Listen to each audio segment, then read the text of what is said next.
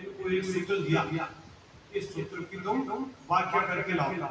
रघुनाथ दास, रघुनाथ, तो रघुनाथ से उसकी व्याख्या हो नहीं पाई थी, तो वो मतलब सायंकाल के समय आए और सायंकाल के समय रोटियां बना कर तो बुरा उन्होंने भैया क्या बात है, इतने लेट बना रहे।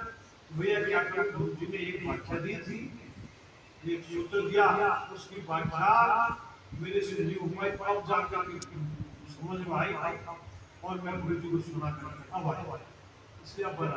तो कौन सा सूत्र जरा मुझे बता दो। उन्होंने जो सूत्र बताया पूरा आपको तुरंत उसको व्याख्या करके बताया, तो सुनते ही नहीं हो रहा वास्तव में ये तो मेरे से होता है। अब उस समय एक ग्रंथ लिखते थे रघुनाथ, ये पंडित रघुनाथ जी थे, एक ग्रंथ लिखते थे जिसका नाम था दीदीति।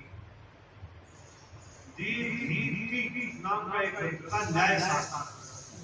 वो सोचते थे कि न्याय शास्त्र का एक ग्रंथ में लिख रहा हूं, ये पूरे संसार में प्रसिद्ध होगा और इसके द्वारा मेरी ख्याति सारे संसार में फैल जाएगी। ये अभिलाषा थी उस पंडित रघुनाथ। अब न्याय शास्त्र पर ग्रंथ चेतन महाप्रभु ग्रंथ लिख रहे थे, इधर ये लिख रहे थे, इधर वो भी लिख रहे थे, इसका टीका लिख रहे थे। अब एक दिन क्या हुआ,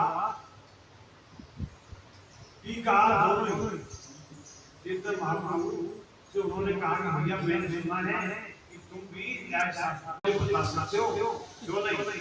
तो ये नाव से उतर करके जाते थे, तो नाव में बैठे थे उधर महाप्रभु जी को सुगंध लेकर गया, और क्या पढ़ने के लिए मुझे दोगे, तो भगवान राम ने पढ़ने के लिए उनको विद्या रघुनाथ जो ही उस ग्रंथ को पढ़ा तो उसमें इतनी सुंदर व्याख्या, इतनी सुंदर छंद अलंकार, इतनी कृष्ण सुंदर जो भाषा उसकी देखी और जान गए कि इसके सामने मेरा ग्रंथ तो कुछ भी नहीं, और अब मेरे ग्रंथ की को कोई नहीं पढ़ेगा, ये जो ग्रंथ है संसार में ये विशुद्ध होगा। अब तो उनकी आंखों में टप टप टप आंसू गिरने लगे। महाप्रभु ने देखा, अरे रघुनाथ क्या बात है, तुम्हारी आंखों में आंसू क्यों है? कि भैया कुछ नहीं, बात बताओ क्या बात। भैया ये जो ग्रंथ तुमने लिखा है ऐसा ही न्याय शास्त्र पर एक नाम का ग्रंथ नहीं लिखा। मैं सोचता था कि संसार का सबसे बड़ा मैं न्याय शास्त्र का विद्वान मैं बनूंगा, लेकिन जब मैंने तेरे इस ग्रंथ को देखा